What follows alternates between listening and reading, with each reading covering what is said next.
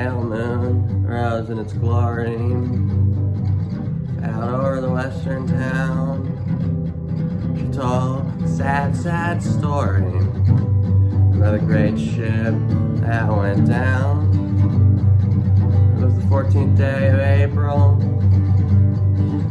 Over the way she rolled, sailing into tomorrow.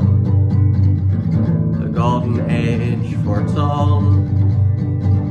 The night was bright with starlight, and the seas were sharp and clear, moving through the shadows. The promised hour was near. Lights were holding steady, gliding over the foam. All the lords and ladies are heading for their eternal home. The chandeliers were swaying from the balustrades above. The orchestra was playing the songs of faded love. The watchman, he lay dreaming as the ballroom dancers twirled. He dreamed the Titanic was sinking into the underworld. And Leo took his sketchbook.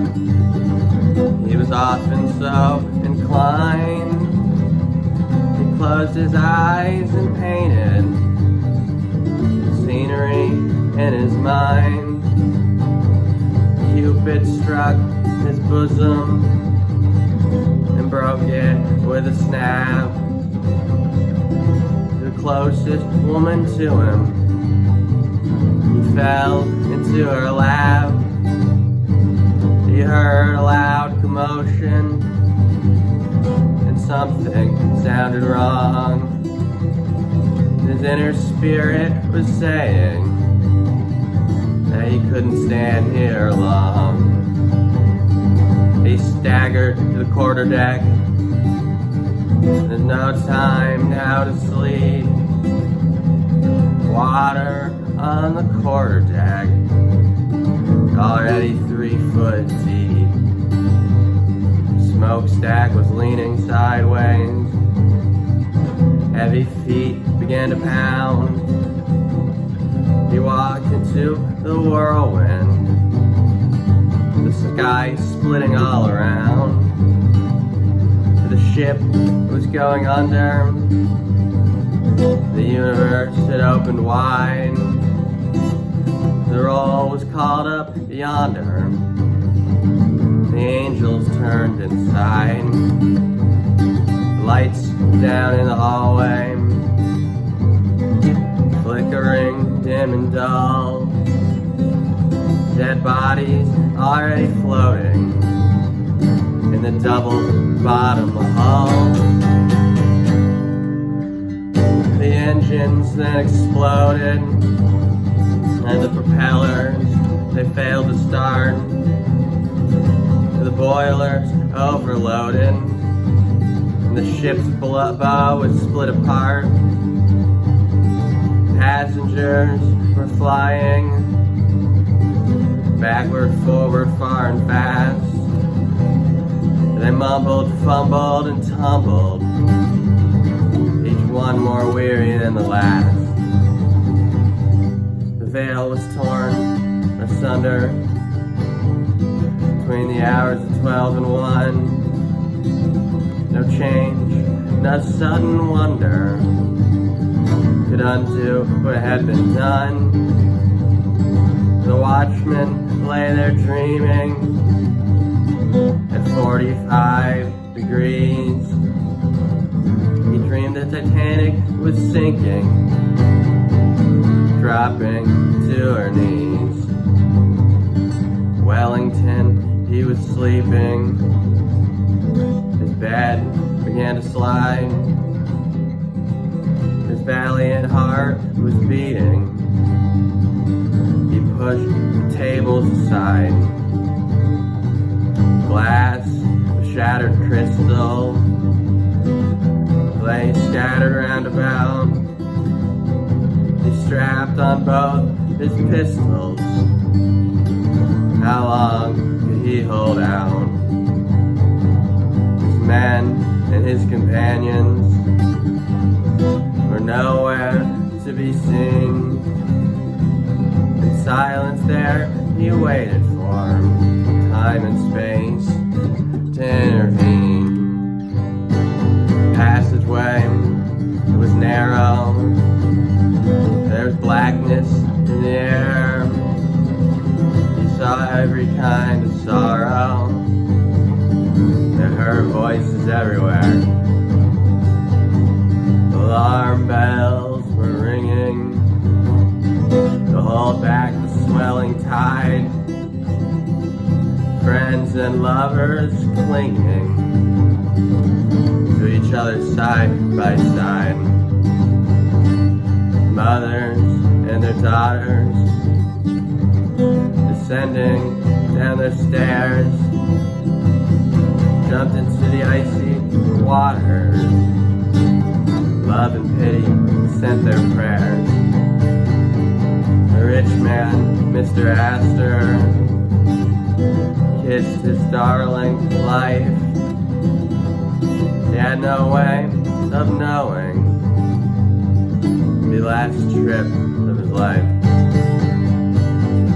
Calvin, Blake, and Wilson gambled in the dark. Not one of them would ever live to tell the tale of the disembark. Brother rose up against brother in every circumstance. They fought and slaughtered each other in a deadly dance. They lowered down the lifeboats from the sinking wreck. There were traitors and there were tow trucks, broken backs and broken necks. The bishop left his cabin to help all those in need. He turned his eyes up to the heavens, said the poor are yours to feed. Davy, the brothel keeper, he came out and dismissed his girls. He saw the water getting deeper, saw the changing of his world. Jim Dandy smiled. He'd never learned to swim. He saw a little crippled child. And he gave his seat to him. He saw the starlight shining, streaming from the east. Death was on the rampage, but his heart was now at peace. They battened down the hatches, but the hatches wouldn't hold. They drowned upon the staircase of brass polished gold. Leo said to Cleo, I think I'm going mad. But he lost his mind already. Whatever mind he had, he tried to block the doorway, save others from harm. Blood from that open wound pouring down his arm. Petals fell from flowers till all of them were gone. In that long and dreadful hour, the wizard's curse played on. The host was pouring brandy. He was going down slow. He stayed right until the end. He was the last to go. there are many, many others, nameless here forevermore. They never sailed the ocean or left their home before. The watchman, he lay dreaming. The damage had been done. He dreamed the Titanic was sinking, and he tried to tell someone. The captain, barely breathing, kneeling at the wheel. Above him and beneath him, 50,000 tons of steel. He looked over at his compass, and he gazed into his face, needle pointing downward. He knew he'd lost the race. In the dark illumination, he remembered bygone years. He read the book of Revelation.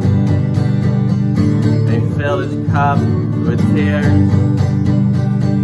When the Reaper's task had ended, 1,600 had gone to rest. The good, the bad, the rich and the poor, the loveliest and the best. They waited at the landing, and they tried to understand. But there is no understanding the judgment of God's hand. News came over the wires and struck with deadly force. Love had lost its fire. All things had run their course. The watchman, he lay dreaming of all things that can be. He dreamed the Titanic was sinking,